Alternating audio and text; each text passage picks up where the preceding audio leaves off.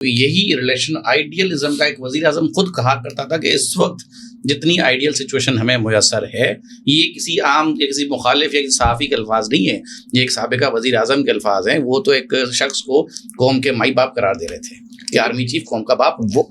وہ تو set up ہی different تھا نا. وہ تو انہی کا بیبی تھا بیسیکلی. وہ تو بیسیکلی ان کا بیبی تھا، انہی کے کندھوں پہ چڑھ کے آیا، انہی کی پروڈکٹ تھا.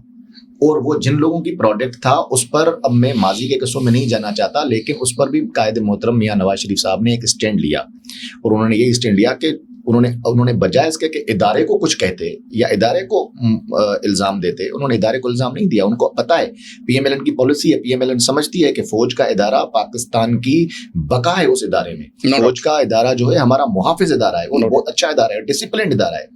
انہوں نے فوج کے ادارے کو ایک لفظ نہیں کہا، انہوں نے ان لوگوں کو پک کیا جو لوگ خود فوج کو بدنام کر رہے تھے اور فوج میں رہتے ہوئے انہوں نے اس طرح کے کام کیے.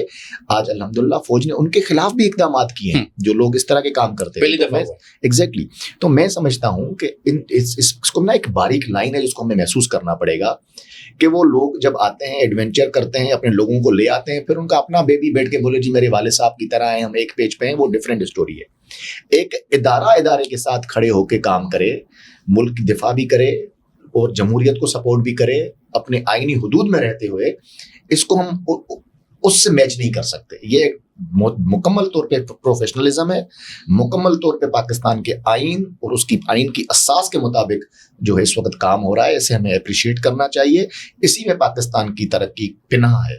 دیکھیں آپ آج پرائم منسٹر یوتھ پروگرام آپ دیکھ لیں، آج آپ وزیر اعظم صاحب کی جو سفارتی محاذ پر کامیابیاں ہیں، پاکستان کی کامیابیاں ہیں، آپ دیکھ رہے ہیں.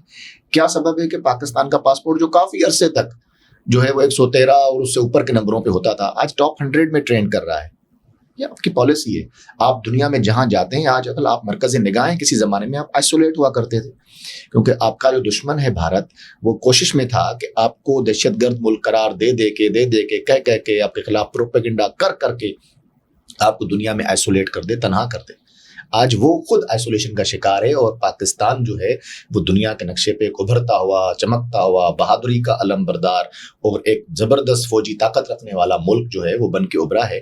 میں سمجھتا ہوں کہ جب آپ اس طرح کی فتوحات لیتے ہیں سفارتی محاذ پر، معاشی محاذ پر، ترقی کے محاذ پر، سیاسی محاذ پر، تو پھر آپ سمجھتے ہیں کہ یہ اس طرح کے اداروں کے بیچ میں جو تعلقات ہیں وہ اس کو ہم پھر اس طرح نہیں دیکھ سکتے کہ جی کوئی کسی کے کندھوں پہ چڑھ کے آیا ہوا ہے یا کوئی ایک پیج والا جو کانسیپٹ تھا نیگیٹو چیزوں میں، وہ نہیں ہے. یہ پازیٹیولی ایک پیج ہے اور ایک پیج پہ ہونا چاہیے. کیوں کہ وہ ایک پیج ہے پاکستان کا آئین، جس میں وزیر اعظم کے اختیارات بھی لکھے ہوئے ہیں، آرمی چیف کا جو رول ہے وہ بھی اس میں لکھا ہوا ہے، پریزیڈنٹ آف پاکستان کے اختیارات بھی لکھے ہوئے ہیں، وہ سب اسی ایک پیج میں لکھے ہوئے ہیں.